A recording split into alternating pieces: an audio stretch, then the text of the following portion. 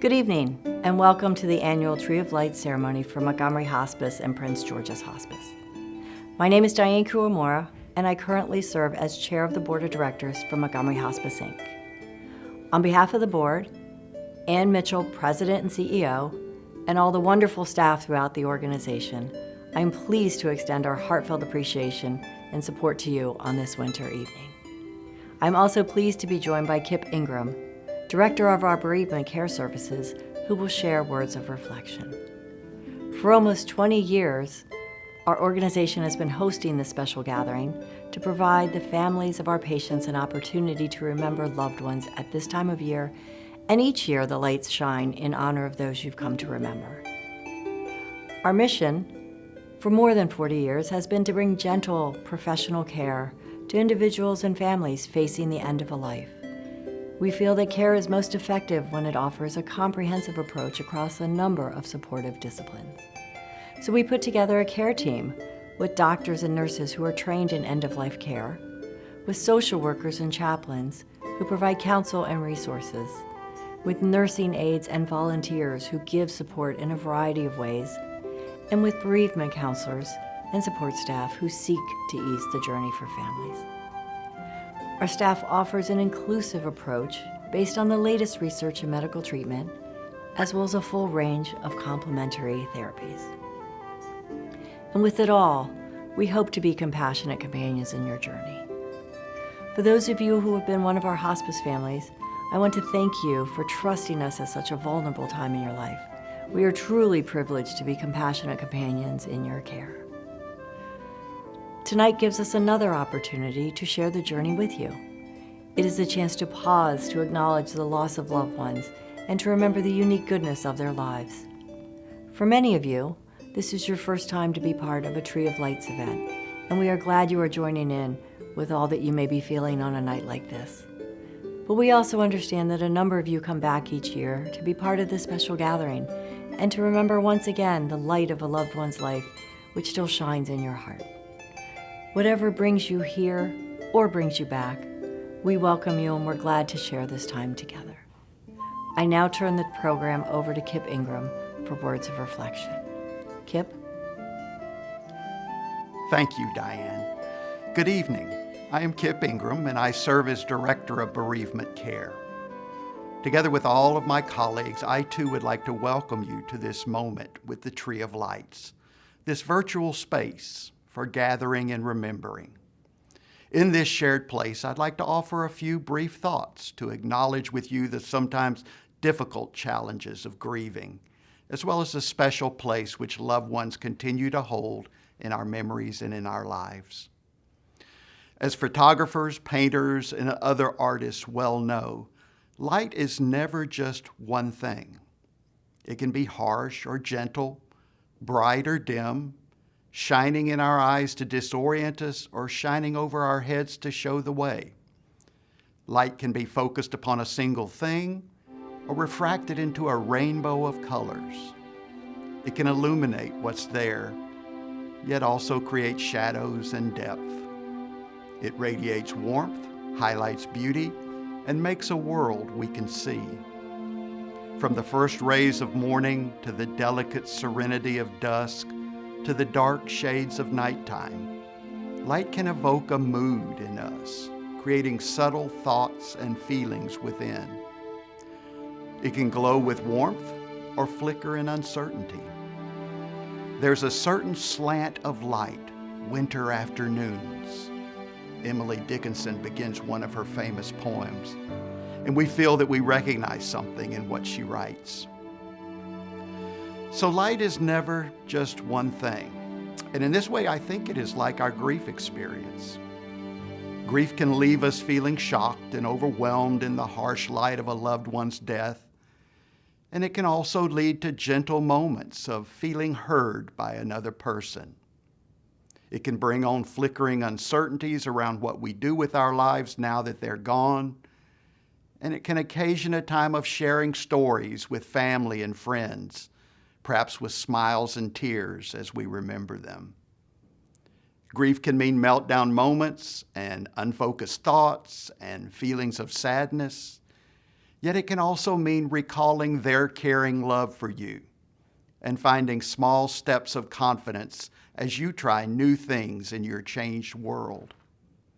It can mean awkward moments of feeling out of step with people around you, yet it can also mean gathering with others who get it and make room for all that you may be feeling. Grief, like light, is never just one thing in our experience. With the intensities which come and go, it can leave us feeling especially vulnerable in the face of life. I have a friend who likes to collect seashells on the beach in order to make craft jewelry. She doesn't look for perfect shells, as you might expect, with their smooth, conventional shapes. Instead, she looks for broken or imperfectly shaped ones, with unique edges or markings or cracks. As she walks the beach, they catch the light with their unique shapes and textures and history. These kinds of shells wear their imperfections like a badge of honor, showing that they have truly lived and endured the powerful currents of life. They shine in the light of a vulnerable beauty all their own. Our society has mixed feelings at best about showing vulnerability, as if doing so reveals that we're somehow weak, as if we're unable to remain strong at all times. But I want to invite you to consider that real strength lies with those who have the courage to share their vulnerability. Real strength is sharing with another when your heart is broken or you're having a blue moment. Real strength is trusting yourself as you face a new and uncertain path honestly and with integrity. Real strength is trusting and connecting with others when you need them. There is a kind of warm and inviting light in such vulnerability, which can make our grief and our lives more bearable and more human. To love someone at all in life is to open ourselves to the risk of grief, and such love lights up for each of us the intimate connection between love and vulnerability.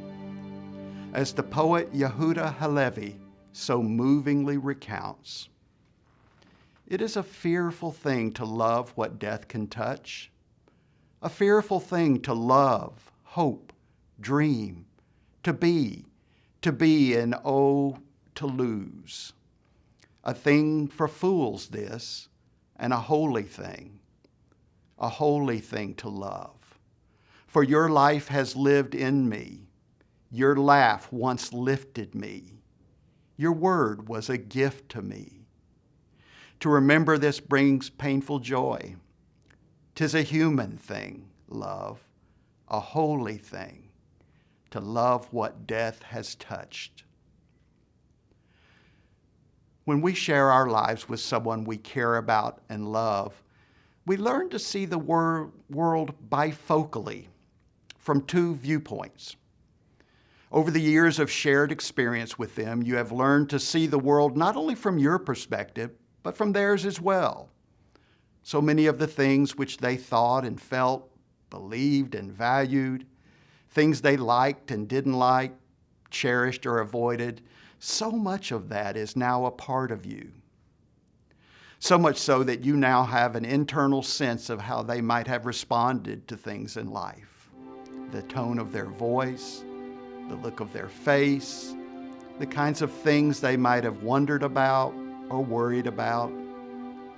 You can find yourself saying something like, they would have really liked this, or they would not have cared for that. On a night like this, as you hold their memory close, I wonder what they would say now, or how they would feel about you or family or society, the world in general. Would they have thoughts about the approaching holiday season, things they would have enjoyed and appreciated? Did they have a favorite season generally, or a time of year, a food they particularly liked? Did they enjoy being outdoors, going on trips? Did they take delight in certain hobbies, or were they partial to a favorite sports team? Tonight, as you think and feel from their viewpoint, I hope you realize that part of them has shaped who you are and will always be with you. And I hope that your heart is warmed with a vivid sense of their life.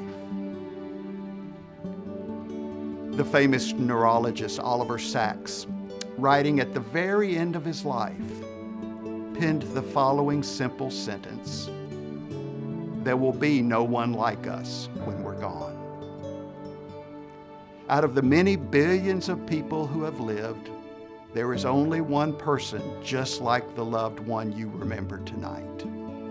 Unique in love and hope, achievements and aspirations, cares and habits, quirks and eccentricities. No one else is just like them, now or ever. As our focus gently shifts to the illumination of the trees and the listing of your loved one's name or names, we hope you will find a meaningful moment in the lights shining on the trees and the sharing of names remembered and honored. May the light of their love for you and your love for them shine tonight in your own unique way.